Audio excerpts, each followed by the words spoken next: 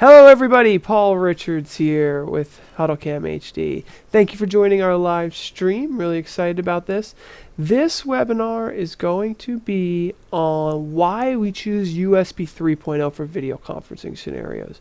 We're going to talk at USB 2.0 versus USB 3.0, and this is episode 18, if you can believe that. Not only have we made a ton of upgrades, but we've got a really cool booth behind us, as you can see here, and some really cool stuff we're excited about showing off. So without further ado, let's go over here to me. Let's get started. So I've got a white earphone in my ear. What is that for? Well, I don't really technically need it until I am doing our video conference. We're going to have a live talk show with my co-host, who is not in this room. So we're going to show off. We thought that was kind of cool to show off. We want to show off how and why we do this kind of stuff, and I think that's going to be fun. But let's go into my presentation that I have here, and we'll talk a little bit about the differences between USB 2.0 and 3.0. So USB technology in general is plug and play, right? So you plug a USB 2.0 or 3.0 product into your computer, and then you can do video conferencing, whether it's a camera or a microphone. That input is available to you.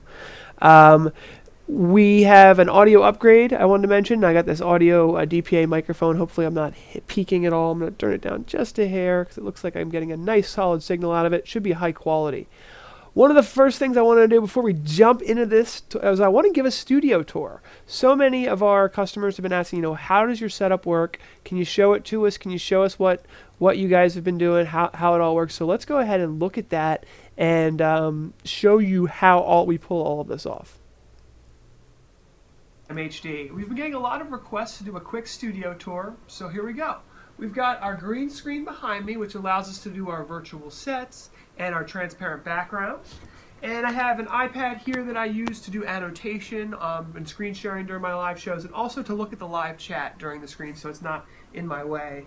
I only have 4 USB 3.0 ports on my computer, so one of them is dedicated to audio. Normally I have a wireless lapel mic, but we shipped that to our trade show. So I'm using a really cool little USB mixer. It takes 2 XLR or 1/4 inch inputs and just converts them to USB 2.0 for my audio, and actually provides phantom power. This is a DPA headset microphone. This is what they use in The Hobbit. They use it on Broadway a lot. Just goes right around my ear and allows me to get a really great pickup without picking up any of the other noise that might be in the room. So this is from DPA. It's really one of the highest quality microphones you can get. So the next thing I have is I have a computer behind me running a Zoom call.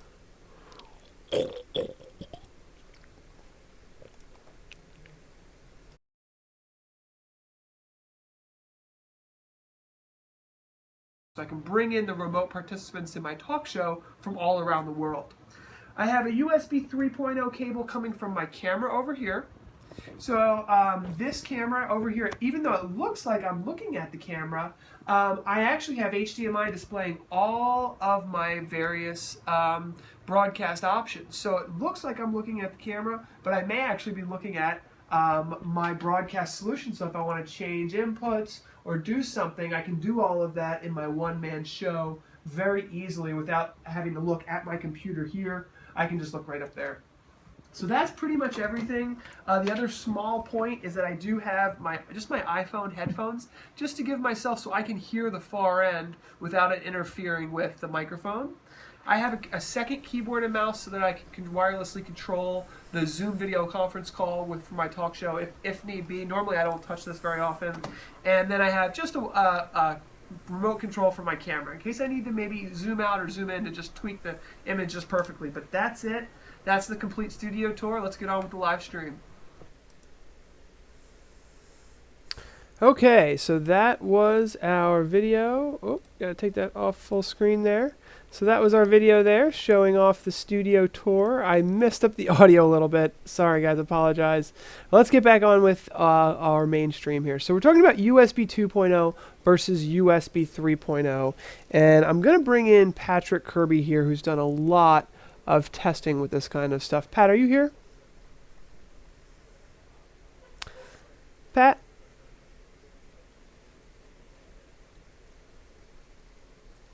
Pat, when you get a chance, just let me know. You can come in on this live call here. Can you hear me, Pat? Not exactly sure why Pat's not jumping on this call. So I'll just keep it rolling here. Pat, I'm can you here. hear me? Oh, you're here. Okay, Yeah. cool. Yeah. Sorry. Awesome. Some of this stuff I'm a little bit new on, so I apologize. This talk show stuff's just a hair new for me. But let's go ahead to our talk show side. And Pat, tell us a little bit about USB 2.0 versus USB 3.0. Right. A lot of it comes down to data transfer. Right. It's mainly you're going to get much better data transfer over your USB 3.0 port. It's a newer technology. A lot of people like to leverage things like the Thunder port on Macs, but USB 3.0 is one of the most common USB technologies out there, right? It's an upgrade from the USB 2.0, and you're pretty much looking at 5 gigabytes per second versus just up to 480 megabytes per second over USB 2.0. So in terms of video conferencing, it's about high definition, uncompressed video feed in for your video conferencing Yeah, platform. it's ideal for presentations that really matter. If you don't care too much, you can get away with USB 2.0. One of the things I realized about USB 2.0 is that some USB 2.0 ports are not up compatible to 3.0. So what I mean by that is I have a USB 2.0 male input, the ones that are a little bit more square. Those do not fit in the newer USB 3.0 ports I just found out. Now USB 3.0 cameras can be put into a USB 2.0 port, but they don't support the bandwidth. So there's a whole bunch of myriad of issues that we're going to talk about in this webinar, especially when it comes to extending those cables, right? Whether it's USB 2 or USB 3. Pat, I know you've done a lot of integration projects in the past. Tell us a little bit about extending USB 2 versus extending USB 3. Yeah. So extending USB cables is feasible. There's just a couple things you need to know. At this point, it's a little bit easier to extend USB 2.0, as a lot of integrators and installers prefer to go over CAT cable, right? So CAT 5, if you will. Mm-hmm. So at 480 megabytes per second, USB 2.0 is easily extended over a CAT cable. And I've heard of some USB 3.0 extension over, CAT 6 or shielded CAT 6, but a lot of it does come down to over CAT 3 cable, you need fiber optic cable or a powered active USB extension for USB 3.0. Sorry, that's what I meant to do. Gotcha. Makes a lot of sense. Yeah. Here's the USB extensions here. So you've got USB 2, you've got USB 3. USB 2.0 a lot of times is less expensive to extend and doesn't always need to be powered. You can get away with a passive USB extension from time to time. USB 3.0, you always best practice want to power that USB 3.0 extension so you don't lose signal throughout the path. So let's get down to the nuts and bolts of this stuff. So Pat mentioned the difference between the bandwidth. And what that means is to really do an uncompressed 1080p video image, you need USB 3.0. It just cannot be done with USB 2. That's why they use H.264 compression on a lot of USB 2 cameras to get 1080p video, but it's compressed. So that means it's not ideal for production. It's not ideal for post-production. It's not ideal for broadcast live streaming, and it's not ideal for high-end medical or telemedicine appliances. Obviously, in the business, a lot of businesses just use USB 2.0 cameras, and if it's good enough, it works, right? But USB 3.0 has a lot of different reasons why people go with it, and here's just a couple here. Obviously, telemedicine and medical applications where you can't have those videos being compressed when a doctor is trying to zoom into something that he's trying to diagnose. You don't want compression getting in the way of that diagnosis. Extremely important video calls where the highest quality video is necessary. USB 3.0 is always going to trump USB 2. When there's situations that do not have ideal lighting, you can do a lot more with an uncompressed USB 3.0 video feed than you can with a compressed feed. One of the things you'll notice when USB 2.0 is compressed, the colors kind of pop. And they kind of, if you're wearing a red shirt and it's just a regular red, it's going to look bright red. If you're wearing a blue shirt, it's going to look bright blue. And if you're in tricky lighting situations, you're going to get grainy video feeds from that. So you can do a lot more with the uncompressed video. And HuddleCam cameras offer a lot of options for adjusting the iris, adjusting the contrast, the brightness, all of those things when you're in a situation that is maybe a school play or something where the lighting is changing. It's ideal for those situations as well. Webinars of high importance where you want to just have the best possible presentation. We're using USB 3.0 here. It's important. And then, of course, anything that has post-production is ideal. But let's stick back here and think about the market in general. So why is everyone going plug and play? Well, there's software like Zoom, me and Pat are using to do our talk show here, Google Hangouts on Air, WebEx. All of these solutions have been around for a long, long time, and finally USB pan-tilt zoom cameras for the conference room, for the meeting space, for these larger spaces are coming to into the market to help bridge those gaps. So we're going to talk about the differences between USB 2 and USB 3 and the extensions. So we talked about USB 2 extension, USB 3 extensions. Let's dig into those a little deeper. Corning is a company that's well known in New York for making high quality glass. In fact, they were in talks with Apple to make the Apple iPhone glass. In fact, I think they won the contract.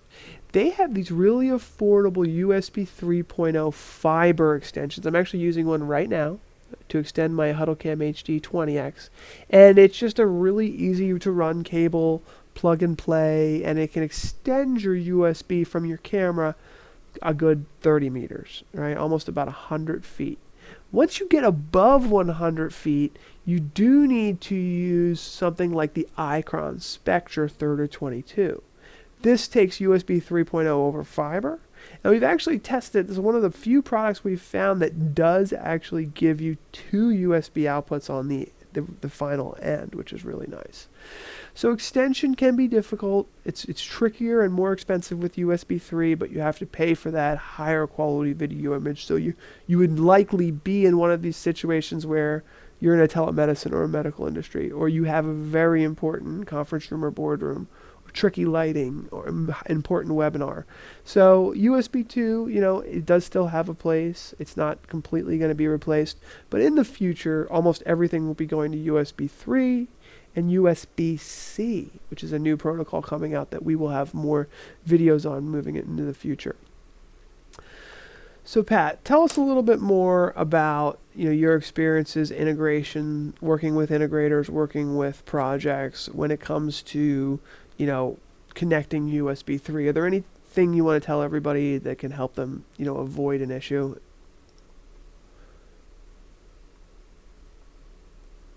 Oh, you know what, Pat? Version any extension. One of the biggest things that we've seen is that it helps to plug the camera in first, right? To make sure that the computer gets those camera drivers, and then you can extend it.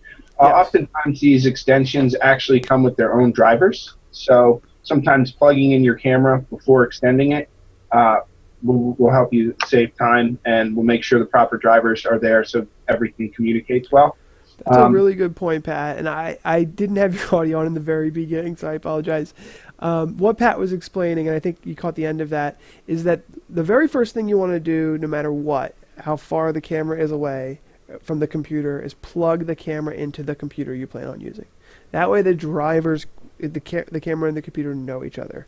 Then use the extension cabling, and the drivers will already be there. And like Pat said, some extensions also have their own drivers that need to be in place as well. That's a really good point, Pat. Yep. So you just want to think about that. Other standard things is, how far do you need to go? Do you need to go over fiber optics? What are you trying to extend? And then things like core holes, make sure you know where you're running it. So a lot of the times, if you're using an active extension USB, make sure you have power to that active extension. Good point. And here's another slip up that a lot of people have made in the past is they run a cable through the wall, through the ceiling, all of this, and then realize they've run the female end to the wrong side and the male end to the wrong side. And they blame us. It happens. You've been in that situation, Pat. You have to remember the female side needs to be at the camera so that the camera can plug into it. The male side needs to be at the computer so that you can plug into the computer, which has a female port. We can't help you if you have run the cable the wrong way. And then another thing to think about is when you're planning out these situations, the camera obviously needs power, right, to do the pan, tilt, and zoom. Well, the female side of the USB 3.0 or 2.0 extension is almost always the side that is being powered because you're boosting the signal down that, if you can think about it as a one-way stretch from the camera to the computer, you're boosting it at the female side. That would make sense. It's going down into the male port into the computer. So plan to have a second power input or plug there so that you can plug right into that. And you're not looking for a power source because you will need one on the longer runs. Now the Corning cables we mentioned do not require power, and they go up to about 100 feet. So they're like a godsend. Corning's always been a really innovative company. It's an awesome product. But most of the other ones on the market do require power. Sometimes with the Icron over fiber, you need power on both sides. So keep that in mind, the power requirements when extending USB. All right, Pat, thanks for joining. We're almost done this webinar, so thank you so much for being part of this. Yeah, my pleasure. So this has been a fun webinar. Thank you all for joining. Hopefully this has given you guys a good situation. We showed you our studio tour. We talked about USB 2 and USB 3. I've got one last slide showing the video conferencing adoption that we kind of think it's in the early majority. We're not at the peak. We're not the late majority. It's not something that's going away. Definitely going to be in this majority phase for a long time. But we're over the innovation stage. We're over the early adopters, which was in like the 90s when Skype first came out, and then GoToMeeting, and then WebEx, and all these things that have taken so long to cultivate. We're here now. We've got super easy solutions. We've got free solutions. Solutions that are hybrids between video conferencing and live streaming, like Google Hangouts on Air and Skype meetings for broadcast. So the industry is really about to explode. It's a great time to be watching these webinars and learning from us. And please reach out to us to learn more. Thanks, everybody. Thanks for being a part of this, Pat. And that will be all.